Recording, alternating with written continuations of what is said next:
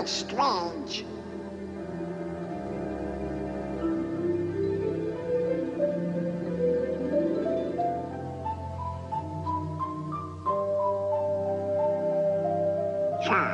That's an odd-looking creature.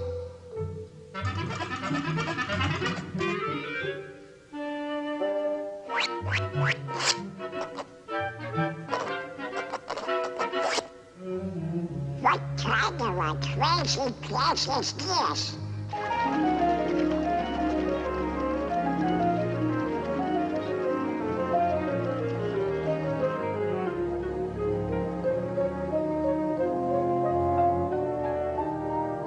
What are you?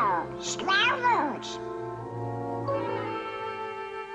Pi is equal to 3.141592653589747, etc., etc., etc. Huh? Hello? Hello? Hello, Donald. That's me. Where am I? Mathmagic land. Mathmagic land? Never heard of it. It's the land of great adventure. Now, who are you? I'm a spirit, the true spirit of adventure. That's for me. What's next? A journey through the wonderland of mathematics. Mathematics? That's for eggheads. Eggheads? Now hold on, Donald. You like music, don't you? Yeah? Well, without eggheads, there would be no music. Come on. Let's go to ancient Greece, to the time of Pythagoras, the master egghead of them all. Pythagoras? The father of mathematics and music. Mathematics and music? Ah, you'll find mathematics in the darndest places. Watch. First, we'll need a string. Stretch it good and tight, plunk it. Now divide in half. Plunk again. You see? It's the same tone, one octave higher. Now divide the next section. And the next. Pythagoras discovered the octave had a ratio of 2 to 1. With simple fractions, he got this.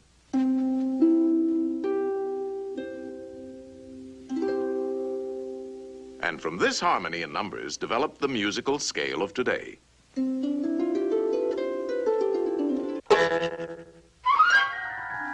By golly, you do find mathematics in the darndest places.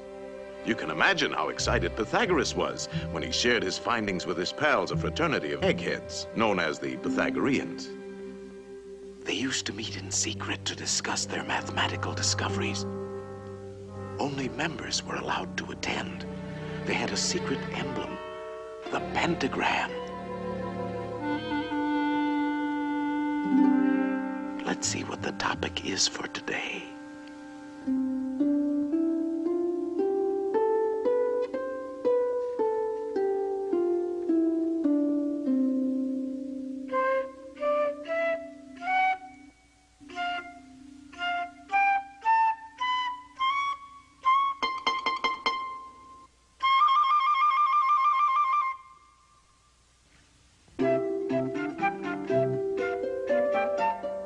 What's going on? Shh, it's a jam session. Give me something with a beat. Shh.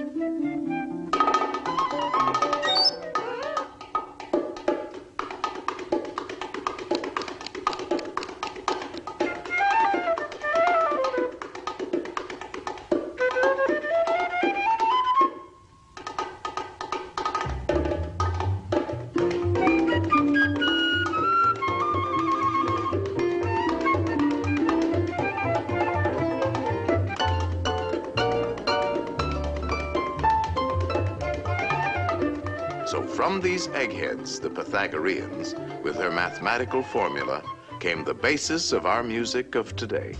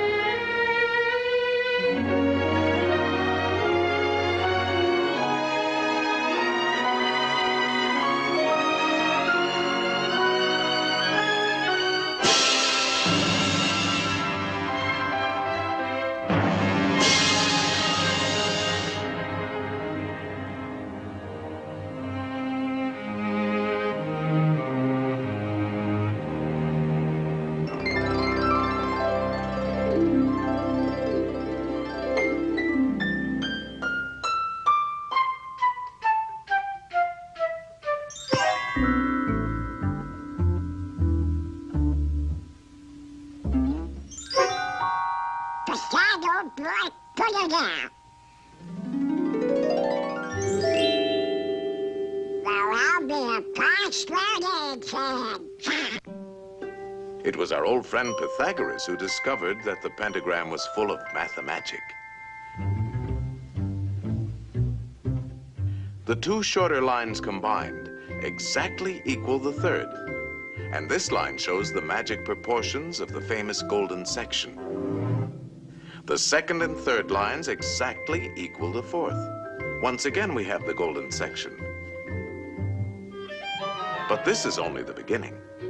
Hidden within the pentagram is a secret for creating a golden rectangle, which the Greeks admired for its beautiful proportions and magic qualities.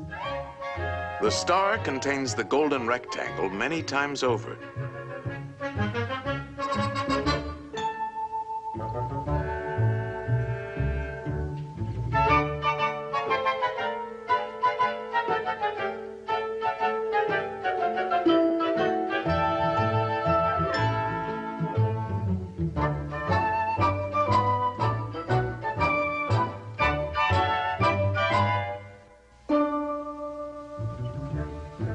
It's a most remarkable shape. It can mathematically reproduce itself indefinitely.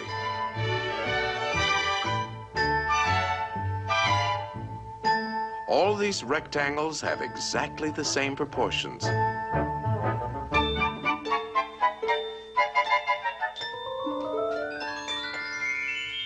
This figure also contains a magic spiral that repeats the proportions of the golden section into infinity. To the Greeks, the golden rectangle represented a mathematical law of beauty. We find it in their classical architecture.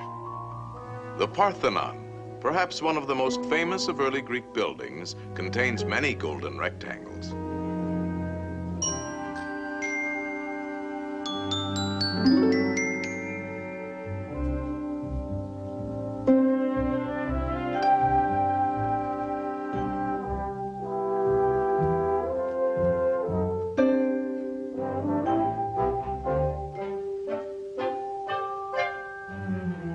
These same golden proportions are also found in their sculpture.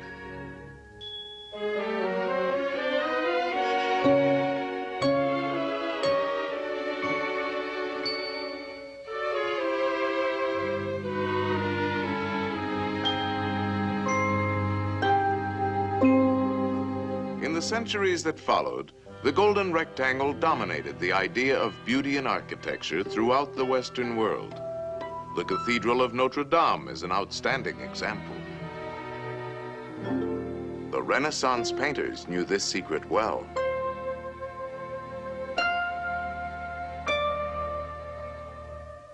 Today, the golden rectangle is very much a part of our modern world.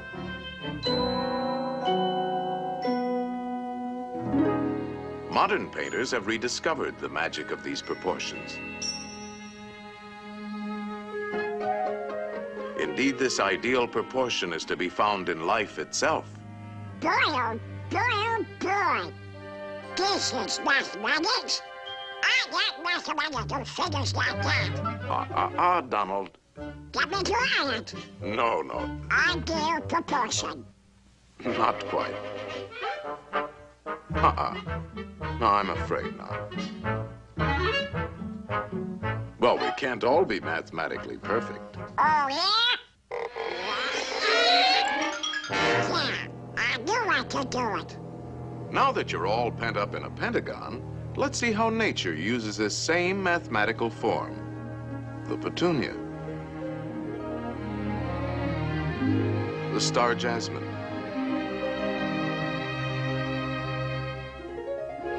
the starfish,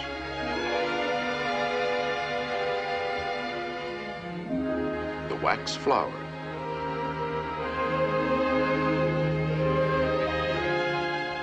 there are literally thousands of members in good standing in nature's Pythagorean Society of the Star.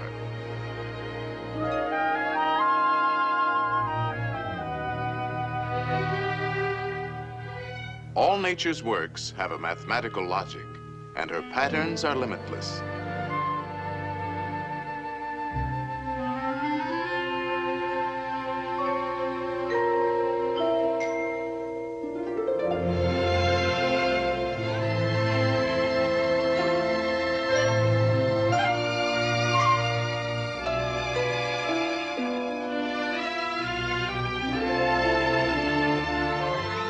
The magic proportions of the golden section are often found in the spirals of nature's designs.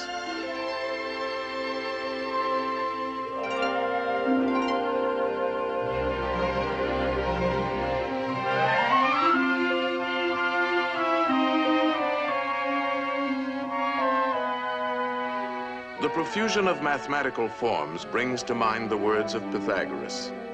Everything is arranged according to number and mathematical shape.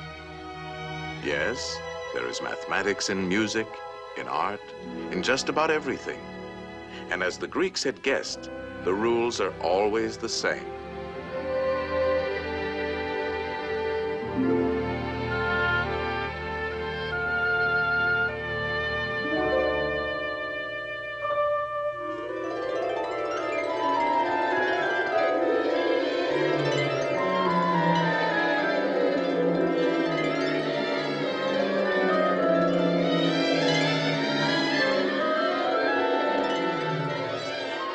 Well, Donald, did you enjoy your geometrical journey? Gee, Mr. Spirit, there's a lot more to mathematics than 2 times 2. That's right, Donald. And you can find mathematics in games, too. Games? Oh, boy. Let's begin with a game that's played on squares. Checkers? No, chess. Chess? A mathematical contest between two minds.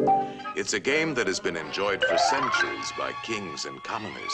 In fact, Lewis Carroll, a famous mathematician with a literary mind, used chess as a setting for his classic tale, Through the Looking Glass. Alice found herself face to face with a none too friendly group of chess pieces. Good heavens, what's this?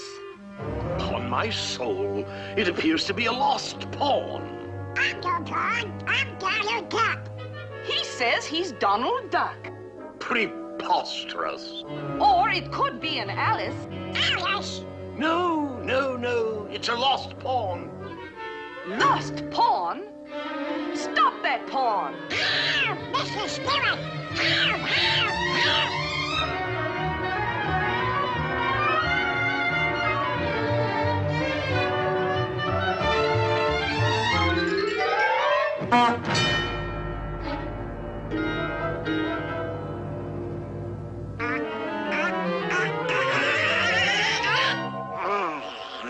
Phew, that was close. Now you can look at this game from a safer perspective.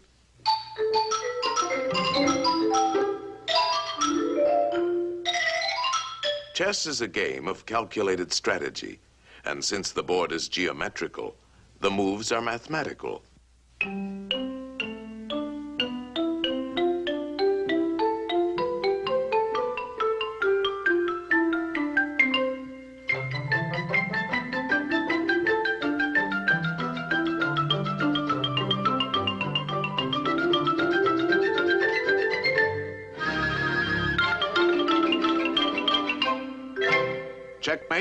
And the game is over.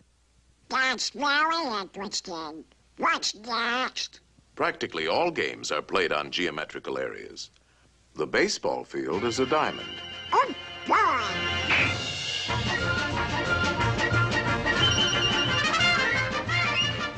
And without mathematics, we couldn't even keep score. Football is played on a rectangle divided by yard lines. Basketball is a game of circles, spheres, and rectangles.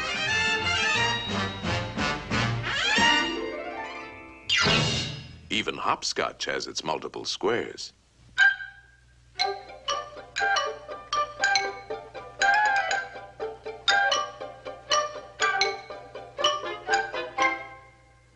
What's next?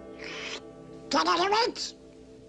No, a mathematical game played on a field of 2 perfect squares, using 3 perfect spheres, and a lot of diamonds. In other words, billiards. Oh, boy. That's for me. You know the game, don't you, Donald? Of course. The cue ball has to hit the other 2 balls. Like this.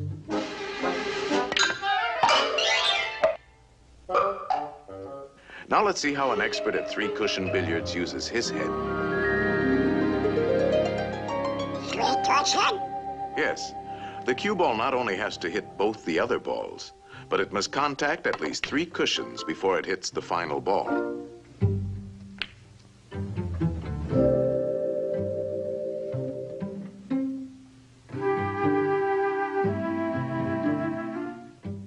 One, 2, 3.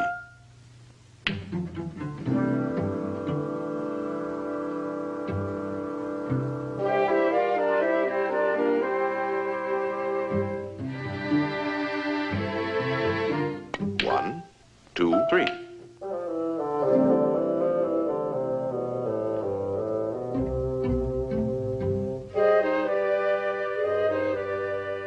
It takes an expert to make several shots in succession. 1, 2, 3, 4, 5, 6. Wow. That was a lucky shot. Luck? No, it's skill. For this game, you have to know all the angles.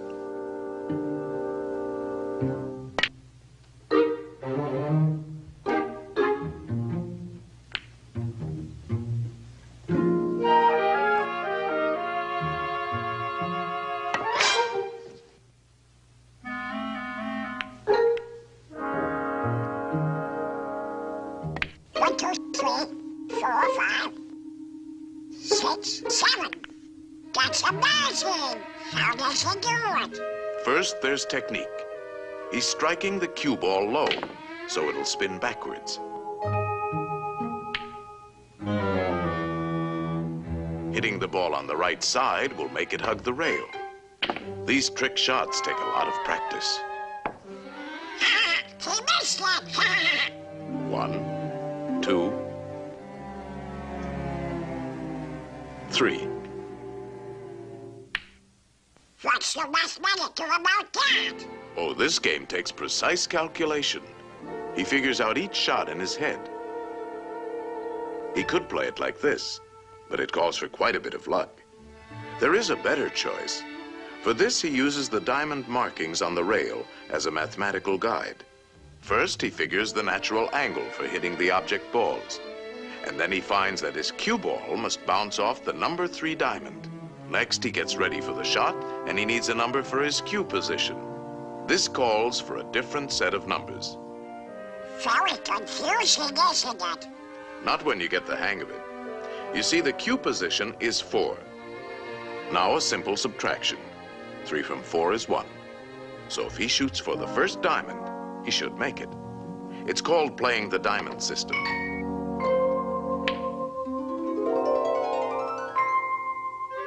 Natural angle, 2. Cue position, 1.5, 2, 2.5, 3, 3.5. 2 from 3.5 is 1.5. So, shoot halfway between the first and second diamonds. There's nothing to it. Let me try. Let's see now. if I hit it here, it'll bounce there, and, no, here. If I hit it here, 4.5 minus 3, 3.5 plus 4 added to 2, then divided into 2, I guess I should shoot about here. No, no, Donald. There's no guesswork to mathematics. It's quite simple. Natural angle for the hit, 2. Cue position, 3.5. How much is 3.5 minus 2? 1.5.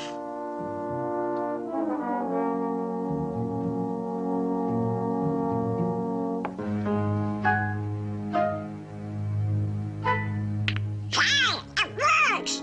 Oh boy, it's a cinch! If I hit it here, 3.5 plus 4, 2, 4.5 minus 3, it's divided by 9, or something like You're that. making it tough for yourself, Donald.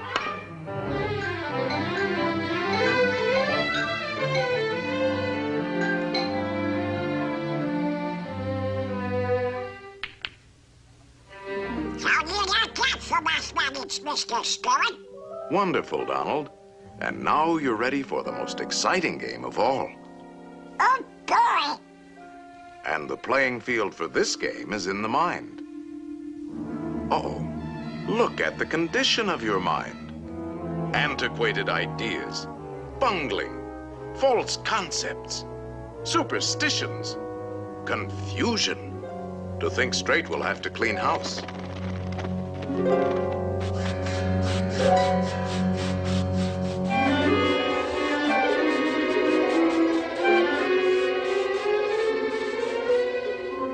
There, that's more like it. A nice clean sweep. This game is played with circles and triangles. Think of a perfect circle. A perfect circle. Perfect circle. Perfect. Put a triangle inside and turn it. Now spin the circle. And what have you got? A ball! Yes, a sphere. The shape of things is first discovered in the mind. Slice off the top, and we have a magnifying glass. That's right. A lens is a section of a sphere. All optical instruments are created through mathematics. You see, there's a lot more to mathematics than just numbers and equations. Let's get back to our circle and triangle. Roll it, and we have a wheel.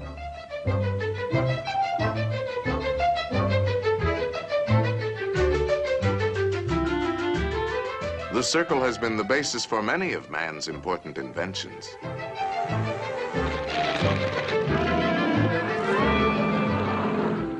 The mind can create the most amazing things. If we spin the triangle, we have a Cone. slice the cone. The cone is full of useful mathematical shapes. Slice it again. Slice it several times. The orbits of all planets and satellites can be found in the cone. No matter how you slice it, it's always mathematics. A slice like this gives us the reflector of a searchlight. A slice like this, the mirror of a giant telescope. A line on a cone, and we have a drill. And a spring.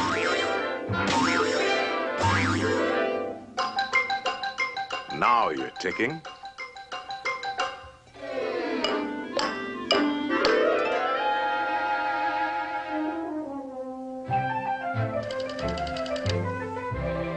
Number, please.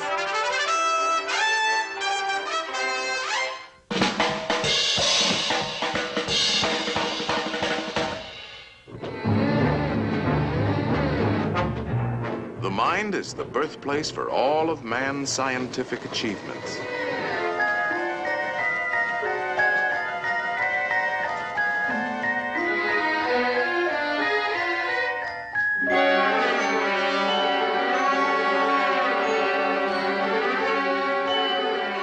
The mind knows no limits when used properly. Think of a pentagram, Donald. Now put another inside, a third, and a fourth. No pencil is sharp enough to draw as fine as you can think, and no paper large enough to hold your imagination. In fact, it is only in the mind that we can conceive infinity. Mathematical thinking has opened the doors to the exciting adventures of science. I'll be doggone. I've never seen so many doors before. Each discovery leads to many others, an endless chain. What's the matter with these doors? Hey! These doors won't open. They're locked. Of course they are locked. These are the doors of the future, and the key is... Mathematics. Right. Mathematics. The boundless treasures of science are locked behind those doors. In time, they will be opened by the curious and inquiring minds of future generations. In the words of Galileo, mathematics is the alphabet with which God has written the universe.